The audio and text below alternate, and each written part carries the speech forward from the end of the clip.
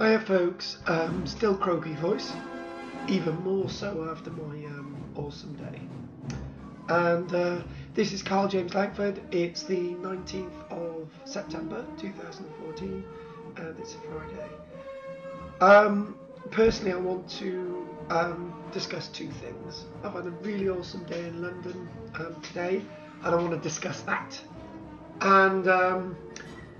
And thumbs up to everybody that I've met today. There's Clara. There's loads of people on the train whose names I can't remember. There's Frankie. There's Natasha with the audition. Loads of people. But I want to talk about Scottish independence and the no vote, which we all heard about at by about 7 o'clock this morning. I had been watching the count up until about 2 this morning, Friday, and one thing that was clear straight away was that it was going to be a long night, and I decided to get to sleep. And first result came in from Clackmannanshire. I'd never heard of it before, and straight away we had 88.6% of people going out voting, which was brilliant in Clackmannanshire.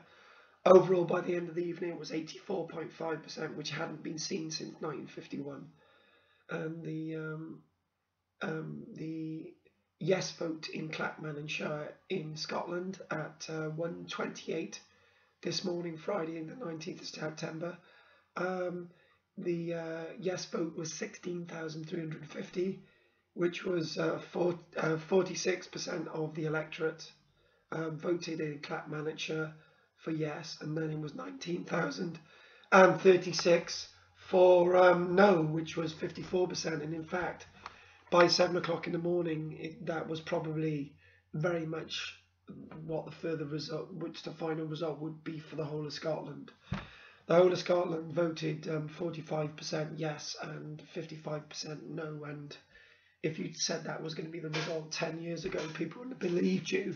They would have thought there'd be 10% yes and 90% no. So Scotland's made a lot of progress, and 1,617.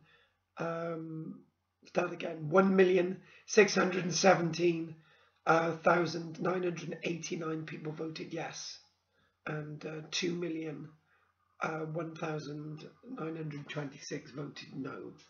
So that was a result in Scotland. And I've been thinking about this hard all day, and I thought about a number of things.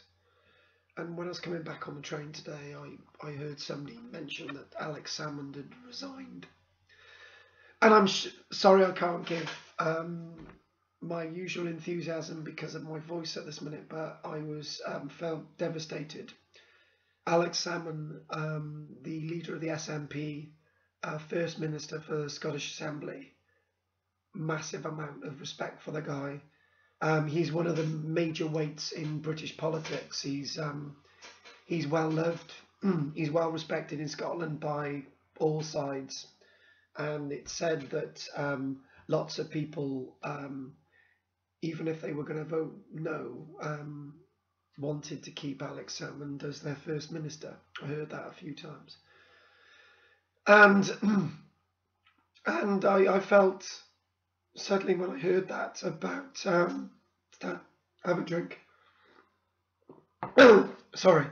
When I heard that about 5 o'clock today, no, actually 7:30 today in the evening, I actually felt quite gutted because I really liked the guy, and it's a shame to see him go. But then I thought that he was the leader of the the head of the ship for the Yes campaign, and I actually thought, where do you go from here? And I just thought, maybe I understand this decision to go, Alex Salmond. I understood that he's actually achieved quite a lot. He's taken Scotland from a backwater of British politics. He's led a nationalist party to power, but to get to power in Scotland, he set up the Welsh Parliament, and that's amazing. That's an amazing achievement, and it's put Scotland on the map of politics, and he, for the first time in history, brought Britain to its knees in having the election, well, the referendum for Scotland leaving the Union of Great Britain. But I started to think, I started to think that when I got back and hearing this and reading a Guardian report, I actually think that the British politicians will betray the Scottish. I am now hearing that the vow they made in the Daily Record, David Cameron, Nick Clegg and Ed Miliband, to give more powers to Scotland is not going to be honoured until after the next election, when it can be quickly swept under the carpet. And I feel that the people of Scotland have been completely betrayed again. And that really saddens me. People have been hoodwinked and lied to in Scotland, and at the end of the day, my heart said to me that Scotland should go independent, and my head said no, but now I'm thinking you've lost your opportunity, and I'm regretting thinking that, because those bloody backstabbing politicians in Westminster will betray the Scottish, and they've let them down. The vow in the Daily Record is not written the paper.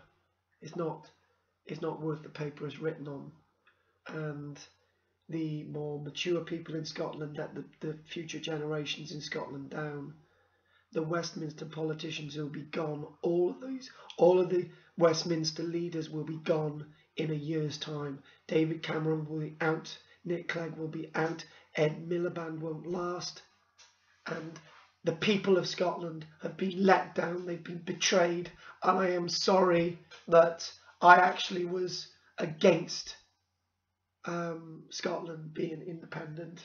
I feel that you've all been let down, and it's going to be a generation or more before Scotland has that opportunity. It's been 34 years since they were asked to vote last. It's going to be another decade at least. But if this happens again, I wanted to feel that Britain could remain united because we were better together. But when the politicians of the Union have betrayed the Scots, we're not better together.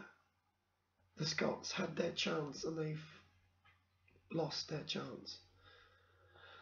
And the other thing as well is, what really is insulting for the Scots is that, when the Scots vote no, we will devolve and give other powers to other parts of the Union and leave Scotland floundering. How insulting and disgusting, and the Welsh don't deserve any extra powers. We have mucked up our assembly. We have betrayed our own people. We don't deserve any more powers in Wales. We are so weak in Wales. We don't deserve powers. We've got to be led by the English, because we've always got to be spoon-fed. But I know I'm ranting on, but I feel more than ever that in Wales, that Scotland, we should start telling the people of England what to do, and to say that we need to stand up more and do something, because and never be betrayed by this again. Never, ever be betrayed by the Westminster politicians. And I am disgusted that I wasn't really for Scottish independence, but now, if it comes around again, I will be there. Anyway, that's that ramble for today. Right. The other thing today is that I had an awesome train journey to Scotland. Start again. I had an awesome train journey to London, and I've actually decided that I'm going to do 2 video logs today. So there'll be 2 video logs. So this is part 1 of my video log today, and I'm going to do a part 2. So this is Karl-James Langford for my video log on the 19th of September, part 1, and I'll speak to you all in a short while.